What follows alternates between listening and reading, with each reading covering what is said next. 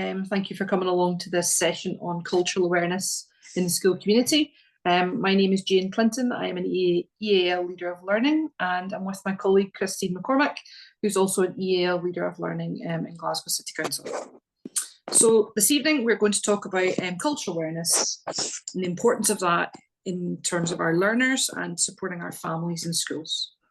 So first of all, I'd like to identify a little bit about what we see happening in Glasgow schools. We're going to talk about the definitions of cultural awareness, and we're going to look at some ways that parents can support with that within the school community as well. So first off, what is cultural awareness? Okay, so I'm going to read some of what's on the screen, but we're also going to add to that as we go through this presentation. So cultural awareness is that ability to understand, respect and appreciate different cultures. Essential part of living and working, and cultural diversity enriches our communities and fosters that inclusivity. So within the Glasgow context, we have about 131 different languages spoken within Glasgow, and almost 25% of the learners in Glasgow don't have English as their first language. And that's just one example of some of the diversity within our own city. And a lot of our learners are moving between several different cultures at once, and we're going to explore that in just a wee moment.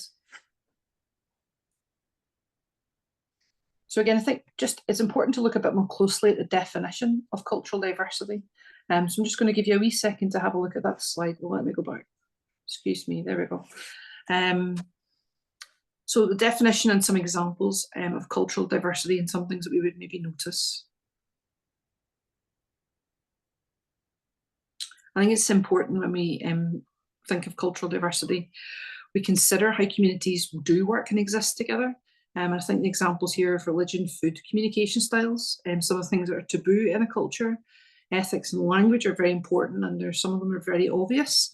There are other things that are more subtle around cultures that perhaps take us by surprise sometimes. Many people step into different cultures multiple times a day, and they've learned to navigate this successfully. And a lot of the time we find our children able to do that very, very well. We've also got to remember, though, that when we identify with a culture or someone is within a culture, identity and the concept of identity is also quite fluid for some people. And it can change depending on many things in life, such as age, language, economic circumstances, for example. So when we consider culture and cultural awareness, within the school context, we're often thinking about exactly these things: religion, food, communication, language, a sense of belonging. Just many, many things that contribute to cultural identity and therefore need to be considered within cultural awareness. So within the Glasgow context, we work very closely with lots of schools. We've recently been doing a lot of work looking at anti-racism, and it's actually been through that work that a lot of schools have also been looking at how to respond well to the diverse learners within their school community. And it's becoming a culturally responsive school. That is the goal for many schools, and some schools are further along that journey than others. But again, I want to quickly talk about what does a culturally responsive school look like? What are going to be some of the signs that you may see, either as a parent or a carer within the school community? What are some of the things you could perhaps suggest if you were at a parent council meeting that you'd like to see happening because you want to see a more culturally diverse community created? So in a culturally responsive school, learners will have the opportunity to research, share and celebrate their diverse ethnic backgrounds. So long gone are the days when we ask learners not to use their first language or to speak about maybe somewhere they've been, or maybe somewhere their family has lived for a while, or if it's a child that's come recently into the country, we're encouraging them to tell us about their world that they've come from. Long gone are the days when we are wanting children to become almost Scottish as soon as they arrive in this country. So here are some of the signs that are visible around cultural awareness that are probably quite obvious, and would hopefully be some of the things that parents would see around the school community. So our language is known and celebrated. So do you see your language at the front door, perhaps, maybe on a sign, a welcome sign? Are there QR codes that can be scanned that you may receive a welcome in your first language? Has the school asked about your first language? Lots of these things, and a lot of schools are doing this very well. When you go to maybe parental involvement, parental engagement sessions, or even teach meets or wherever you're going to. It's hospitality, catering for your needs. So have the school thought about, and I suppose I'm going to consider maybe people who are halal right now, have the school chosen school chosen snacks that are appropriate for the learners and for the parents that are going to meet their needs at that time. So again, that's just part of this cultural awareness and culturally responsive school. Do learners see themselves reflected in the school? Has the school gone beyond just having a corner where maybe they have books that would be categorised as diverse, or have the school actually gone to the point where they're looking to embed books that reflect the learners all around the school? Are the posters within the school of learners that look like the learners within the school, or are they all following a more stereotypical, almost a more stereotypical viewpoint? So we want learners to see themselves within the school, and I think even as you walk around a school or you go into a school library or the books that your children bring home, it'll start to feed into that. And a lot of schools are on a journey right now with that, and a lot of schools are working really hard to gain funding to start looking at diversifying their school libraries, increasing books that represent learners. Our key festivals and religions from the school community celebrated for families within the school. And one thing that we sometimes see are culture days, where families are invited to come in and share a little bit about their culture. And I think, again, really key things that are starting to happen more and more, and we're going to explain in a little minute about why that's happening. But again, key markers of a school looking how to be culturally responsive. When it comes to maybe particular festivals or particularly religious festivals or times of prayer, are there spaces that are created? So Ramadan's a good example for that. Is there a place where learners can go and reflect?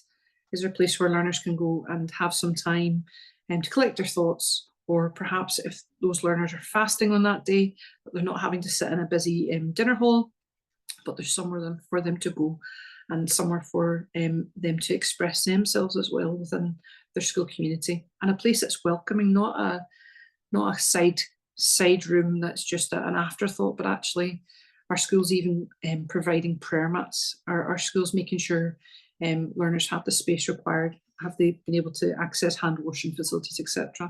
And these are just some examples of what cultural responsiveness may look like in a school that your child potentially could go to.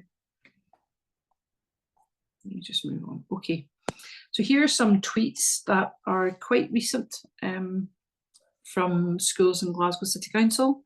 Oh, excuse me, I'll go back. And these are just some examples of schools that are working to increase that cultural diversity and celebration within their school catchment. So some schools are creating their own books. We have Ramadan being celebrated and celebrated well, learners playing together, having space to enjoy time together while maybe their peers are having food at that point. Celebrating Holi, celebrating different faiths within the school, creating posters that celebrate diversity. These are all things that are good examples of schools right now in Glasgow working to increase that cultural awareness and diversity within their own school. So obviously we have our curriculum, which is central to everything that happens in schools. And these are just a few examples of some of the things that are important to make sure that our school is even looking at the curriculum. It's vital that it's not just what's around the school, but it's also what we're teaching our learners. So is the curriculum reflecting the cultures of learners in the school?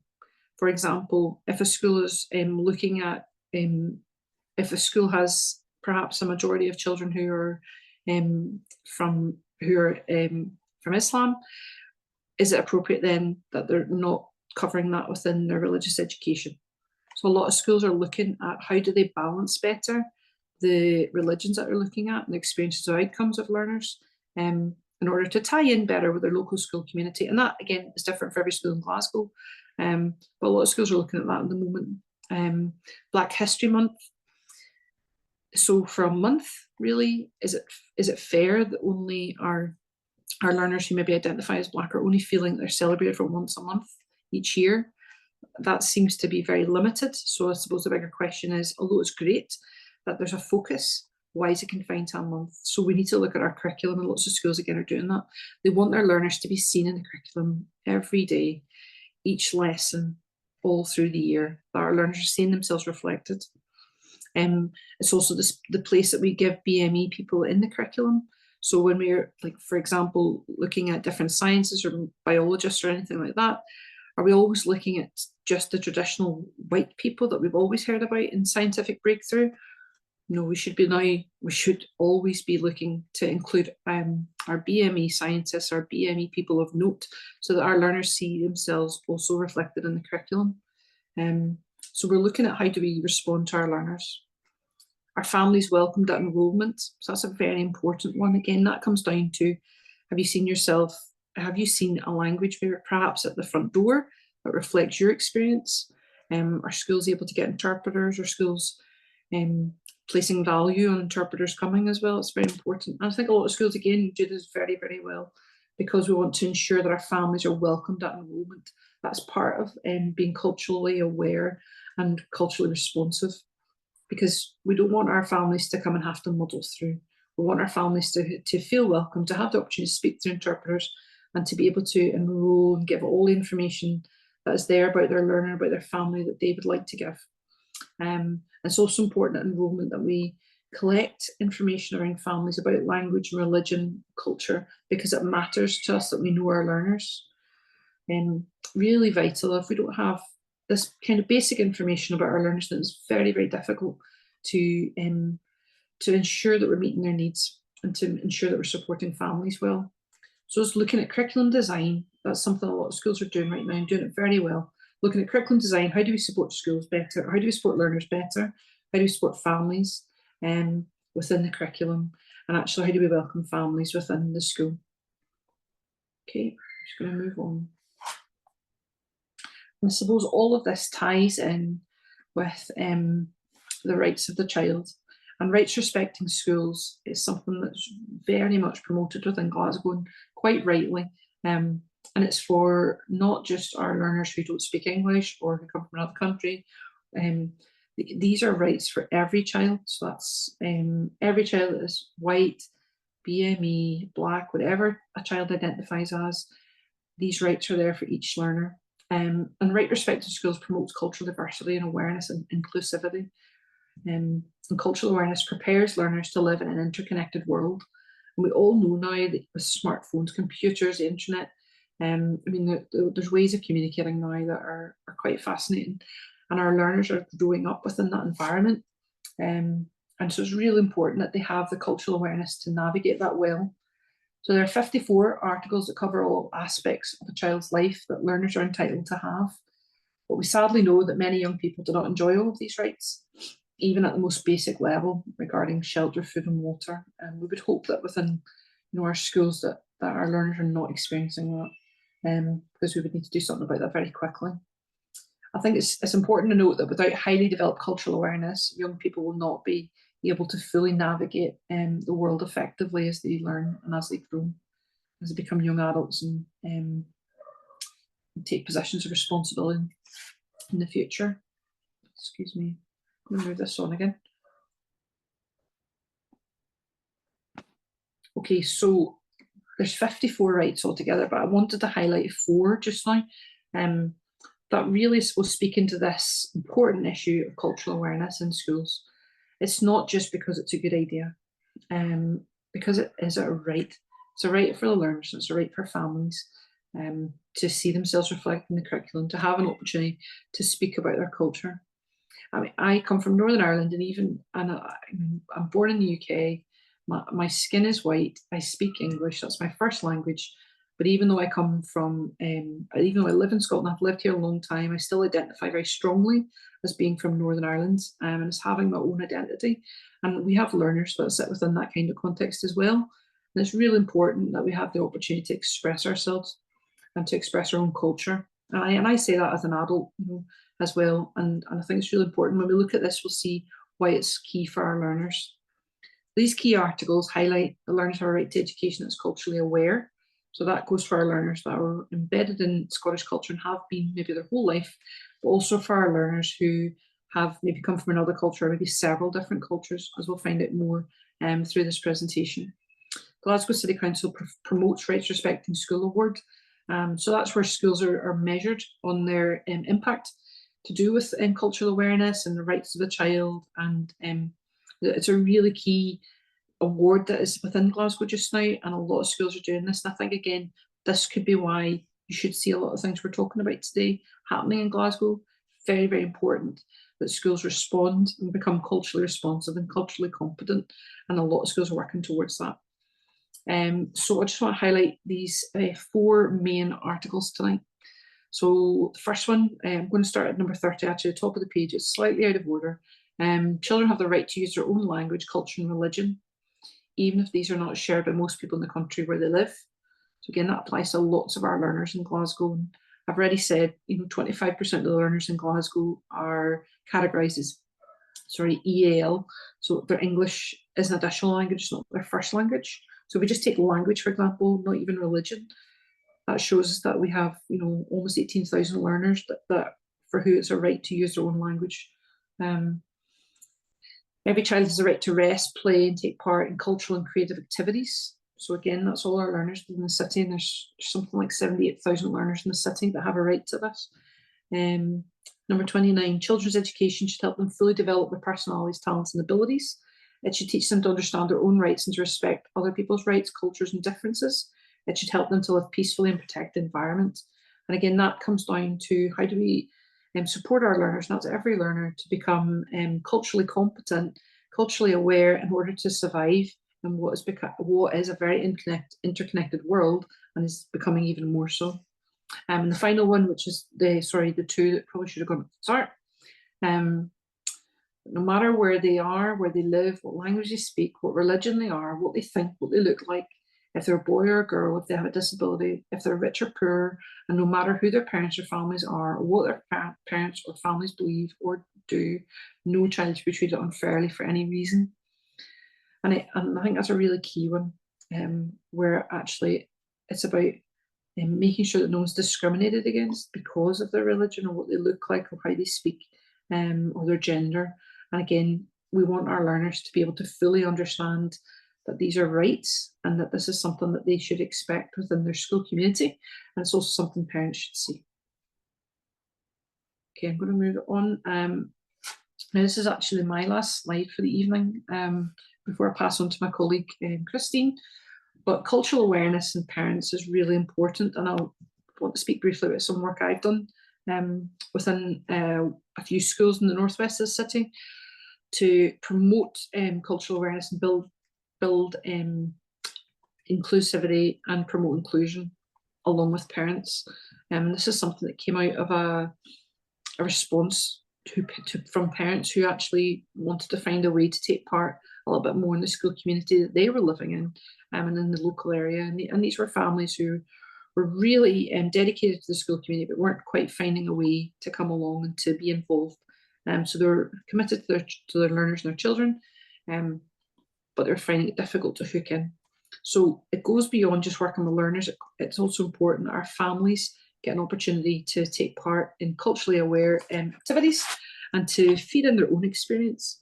So this is just an example of what one school developed over the course of a year. So they were looking at how did they have a culture day. So once they knew their languages from those enhanced enrolment procedures, so making sure interpreters came to enrolment, finding out about our families, about religion, about language, anything else that families wanted to share at that point, the school were able to contact those families, encourage them to come and take part in culture days. This was a first for this community, really key. It started opening up a wider conversation of where a lot of our learners had come from, either, or what were their experiences of culture, and also started to show us how many of our learners were navigating 2 or more cultures. We also, the school also embedded play along maths, which is a very well-developed programme that comes out of Glasgow Life, actually, and looking to develop numeracy skills through English. And that was supporting a lot of learners who were either EAL, but also a lot of monolingual parents. But it was bringing our school community together and families together, really key. ESOL Stay and Play was a response to families' language experiences. So where families were unable to access ESOL classes, they were able to come along and work with a learner and play together and learn English together. And that was a really interesting session because it was mixing parents from a wide variety of different cultures who wouldn't have normally mixed. So we're not just talking about our families who are traditionally maybe born in Scotland, who speak with strong Scottish accents. We're actually talking about all different families from all different places and a range of varied backgrounds. Really interesting time that the school had. And then they started to look at cooking classes, bringing families together for cooking. And at this point, they were also looking at how did they support their EAL families to work alongside their monolingual families, share recipes and build relationship, and actually develop a cultural awareness around each other. And so it wasn't just for the learners to do that within the school community, but families begin to do that too. And I think the important thing was that all parents had a voice and were able to see that there were equal stakeholders in the school community, that it wasn't, that there was no deficit if you were not speaking English as your first language. There was no reason why your voice and that your opinion was less valid than someone else's.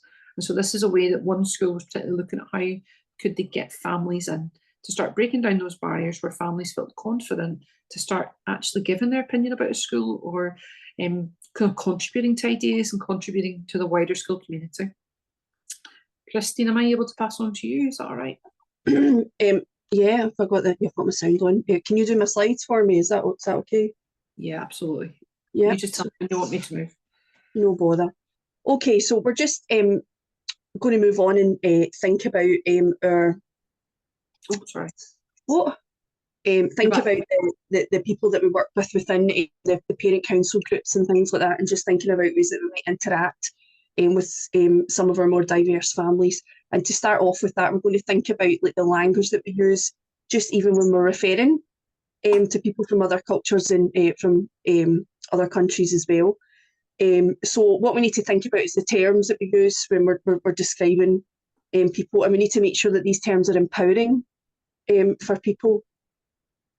And we need to remember that the attention that we have behind the word and the people's preference of what terms are used can change as well. So I recently worked with some young people from the high schools, and we held up a lot of these terms, and we asked them what they preferred to be used to describe their ethnic group or whatever.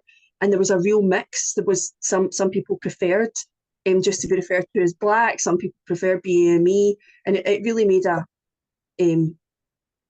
it was really quite eye-opening to see that there isn't one actual preferred term that seems to be preferred by everyone. So you can see here there's a whole load of different terms to think about. So there's black and minority ethnic, black, Asian and minority ethnic. EAL is a term obviously we use for our bilingual learners who have English as an additional language. BPOC is a black person or a person of colour. And then we've got the new Scot asylum seekers and refugees who are settling in Scotland. And when you have conversations with people of colour, it's quite obvious that there is preferences that some people prefer to be referred to. For example, we've got a colleague who doesn't like to be referred to as a BME person because she's Asian, so she doesn't see herself as a black person, so she prefers BAME. So I think what we have to remember is that if you're not sure what term to use, then it's better to ask than either use the wrong term or just avoid using it at all, because sometimes that's even worse. It can just cause discomfort for everyone that's kind of involved in the conversation or whatever. So sometimes it's better just to say, I'm going to use this term, is this term okay or whatever.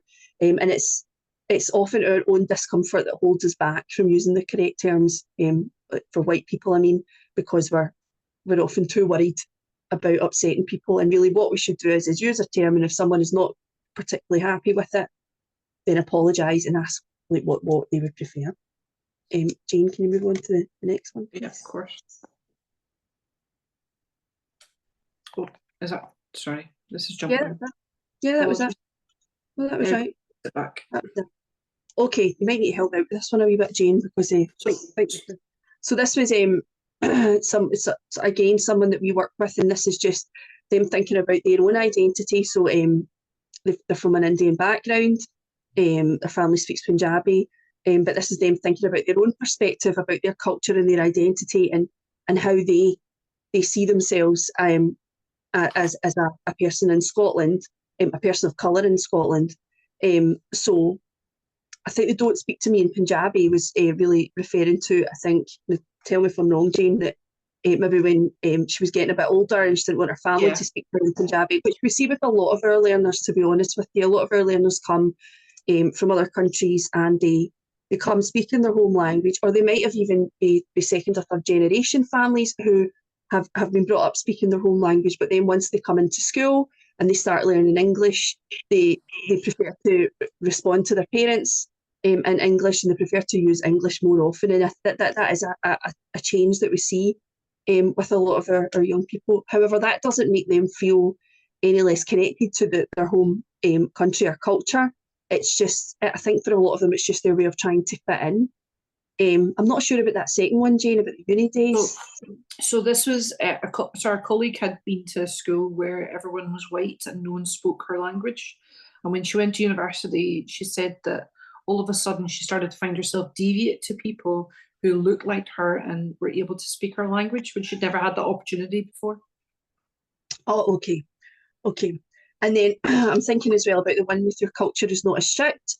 She's Sikh, and I think in comparison with some of the other Asian religion, can't speak, the other Asian religions, sometimes there's a comparison being made between those religions about one religion being like more strict than others and things like that. And and people make that comparison and then think about lifestyle choices and things depending on that, which again is assumptions that people really shouldn't be making.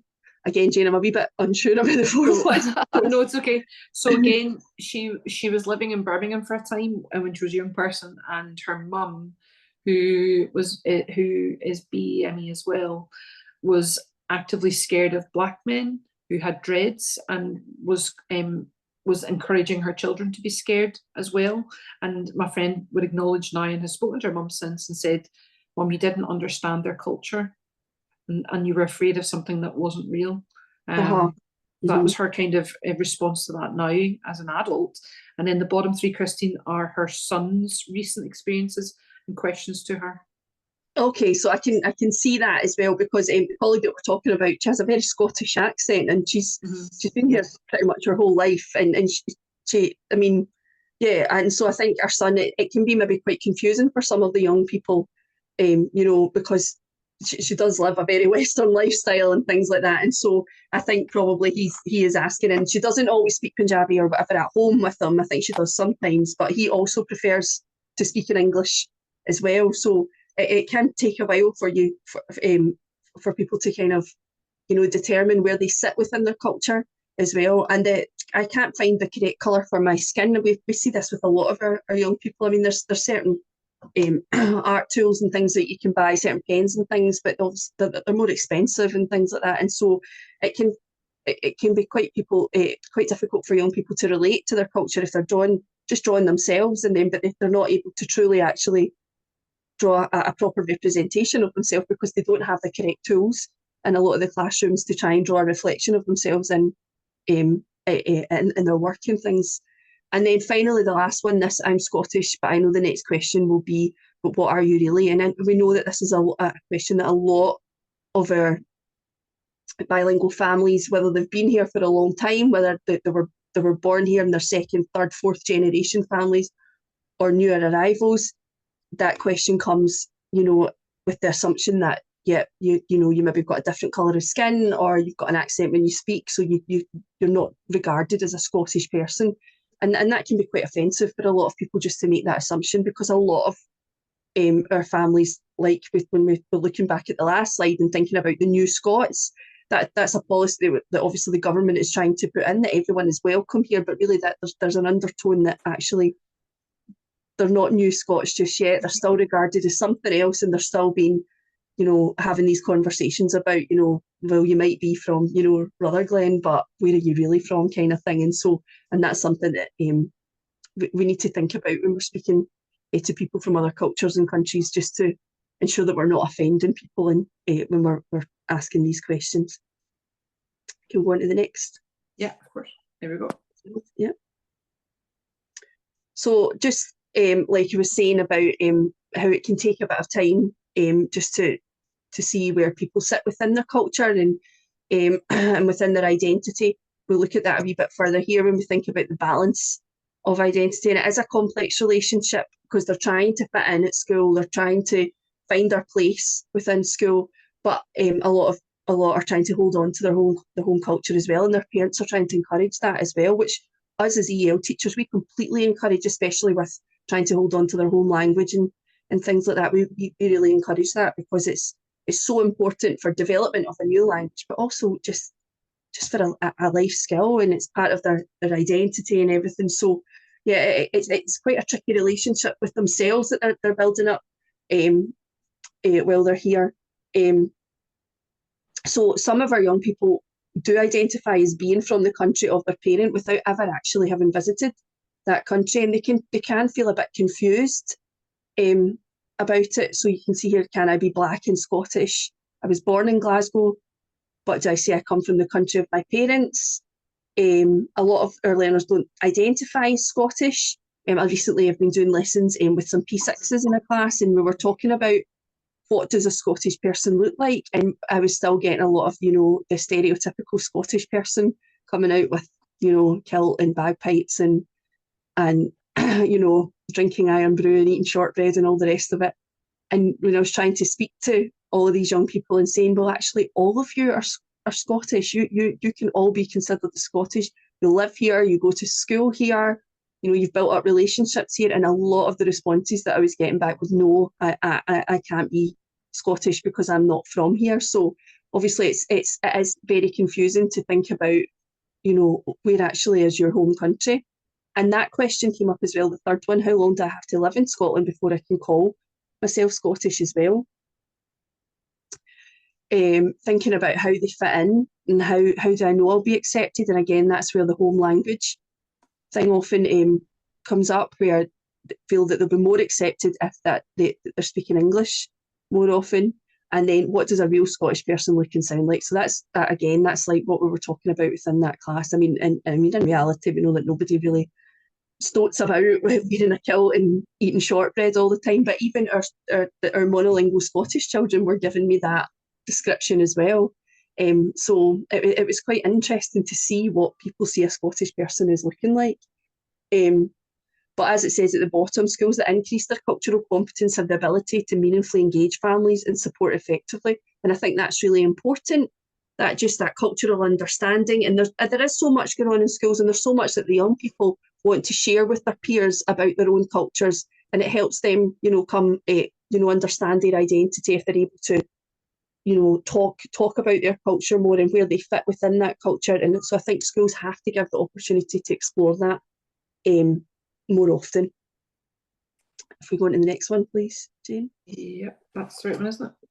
Okay, yeah. So we're just going to move on and think about representation within the parent council. So I don't think I need to read the definition of what a parent council is. I'm sure everyone here knows what that is. Oh, Jane, you've jumped on. Oh, sorry, it's just jumping on me. There you go. So just a few questions there just for you to think about for your parent councils. So is your school's parent council representative of the learners who attend? Are you aware of the different languages spoken in the school and the different backgrounds of the families? Is that something that the school shares with you? Is that knowledge that you would have? Is that something you would maybe need to chase up with the school? And are the school events that take place throughout the year, are they culturally responsive? Do they take into consideration the needs of all the different learners that there are in the school? So these are just some things to think about when you're thinking about the representation within your parent councils. Can we go on to the next one? Yeah, of course. Okay, so if we're thinking about diverse parents joining the parent councils and becoming active members of the parent councils, then we've got to think about if their home language isn't English, or if they don't have any English, then and making sure we're able to engage them. And a lot of that is through the use of an interpreter. And using an interpreter can be a bit of a daunting experience if you've never worked with an interpreter before. So some of the things that we can do is ensuring that the qualified interpreters are available because and a lot of the times they might decide to bring along, you know, a neighbour or a friend or a relative who can translate for them. But you've jumped on again, Jane. This iPad's terrible, I'm so sorry. But really we wouldn't recommend this because, you know, sometimes the message isn't getting translated across as accurately as we would like it to. So that's why using a qualified interpreter, they know that their role is to deliver the exact message that you're asking them to. Something else you can do to engage diverse parents is ensure that they're familiar with school policies and the environment. Ensure that diverse parents are represented by the parent council. So I know it's not the parent council's particular role to ensure that policies and things are shared with parents, but it's something that maybe it could be put to, you know, the SLT in the school, that, you know, documents can get translated quite easily now. So it's maybe the documents should be translated in, you know, the top languages of the school to ensure that other parents have access to these as well.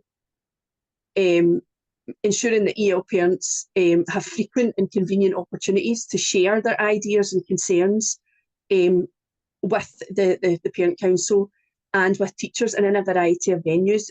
With a lot of our parents, because they're asylum seekers, refugees, because they might have had treacherous journeys getting here, they might have had, you know, just a bit, they might have experienced some trauma. A lot of our parents have a fear of the establishment, and it can take up time to build up a relationship with them and for them to feel brave enough or courageous enough to come forward with their ideas or any concerns that they might have. So it's ensuring that they feel comfortable and, you know, welcome within everything that's happening within the school. And again, so that carries on with the next one. So encouraging them to attend to school meetings. You've jumped on again. and use an interpreter if there's one there. And as I said before, encouraging the SLT to communicate in families' home languages. And just on to my last slide of the evening, please. So yeah, just a little bit more about working with interpreters. So if you do get an interpreter into your meeting, if you can, a little bit of time at the beginning to brief the interpreter prior to the session, just letting them know what the session is going to cover, where you would like them to sit, where's best, you know, for them to make sure that they can hear what you're saying, but they can communicate this to the parents, how many parents is it they're going to be with, how many people they're expected to communicate to. So just giving them that little bit of background information is always really important, and it builds up a bit of a relationship with the interpreter as well. When you are speaking, make sure you talk directly to the parents, and this can be really, really hard the first time that you're working with an interpreter. It's really tempting to just look directly at the interpreter because you know that they're the one that's understanding what you're saying, but you've got to try and shift your focus and make sure you're speaking to the people that actually that actually you are talking to, and try and maintain some eye contact with the parents as well. Ensuring that you use clear language, avoid using slang, colloquialisms, metaphors, and keeping your questions, statements and comments short, because we need to remember that for the interpreter, English is probably their second or third language. And so we don't want to, although I can't think of an interpreter that I've worked with that, you know, hasn't had a fantastic grasp of English, we still want to make sure that what's being delivered over to the parents is easy for them to understand as well. So we want to make sure it's nice and simple to be interpreted, and that it'll translate over well into the home language. Allow the interpreter to clarify information with you. So sometimes the interpreter might not, you know, fully have grasped what you're saying, so give them time to just double check. I had an interpreter that I've worked with a number of times, and he liked to write everything down in his home language and sometimes just kind of repeat it back.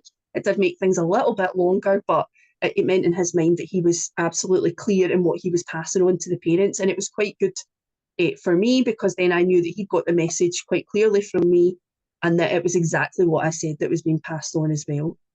And then allow the parents to ask questions again back via the interpreter as well, and raise issues at any time in the meeting. So the meeting doesn't have to be, you know, very strict that, you know, you speak, the interpreter speaks, and the parents don't say anything. You want it to have a bit of flow. You want it to be, you know, like just a normal conversation. So the parents should be able to go back and forth with you as well. Yeah, so I'm going to add in, kind of still sticking with the parent council conversation. Obviously, I've had plenty of experience on parent councils, nearly 13 years, and my very first parent council was St Bride's Primary in Govan Hill, which is an extremely diverse community. Actually, as Scottish speaking born here, I was in the minority, so you can imagine that in our meetings it was extremely important that we had that diverse representation, because for me to be expressing my views was not the view of the whole school community, given that I was probably more in the minority. So I just want to remind parent council members that when you do sit on a parent council, there is a level of responsibility that you're taking on board to represent your parent forum from your school. So you need to make sure that you're not just representing the English speaking, the Scottish parents, the parents that you regularly communicate with. You need to be making an effort to make sure that you're gathering views from across the whole parent forum from your school and from different communities within that school. And by doing that, you'll encourage more parents to no doubt want to join your parent council meetings and want to get involved. Now, the slide that I've got in front of you, it's been lifted from a presentation that I did for another event. And really what this slide is talking about is a buddy model that Glasgow City Parents Group developed when we were working on a New Scots project with Mental Health Foundation. So predominantly this project was to encourage refugee and asylum seeking parents to join their parent council. However, this model could be used for just any new parent council member, because even when I think back to my very first meeting, like 13 years ago, I think I sat for about the first 4 to 5 meetings just nodding my head and smiling, because I did not have a clue what was happening in that meeting, and I just persevered with it. So if somebody like myself could feel so lost to begin with those meetings, add in those additional barriers of a language barrier, cultural barrier, maybe not understanding the Scottish education system yet, that could be really confusing and maybe not feel as welcoming when someone goes to their first meeting if us as parent council members come in and start chatting away business as usual. So the whole point of the buddy model is to make sure that we're supporting our new parents when they come to a parent council meeting. And like I say, that can be for EL parents, it can be for New Scots parents, or it can just be for any new parent joining the parent council. And the thing is, if you create a more supportive environment for that new parent joining, they're more likely to come back, so you'll retain their membership on your parent council, and they're also more likely to recommend other parents. So I'll just quickly talk you through how the buddy model should kind of work, because it's slightly different from what's on screen, because like I say, I lifted this from another presentation. So what you would find is the new parent, we'll call them, would contact the parent council or contact the head teacher and ask about the next parent council meeting that they want to attend. So normally what would happen in a parent council is that new parent comes to the meeting, they're welcomed, you say hello to them, it's great to see you here. They sit through a meeting where there's already an established agenda. You may have already been talking about some of these topics prior, and then you say goodbye and they leave the meeting.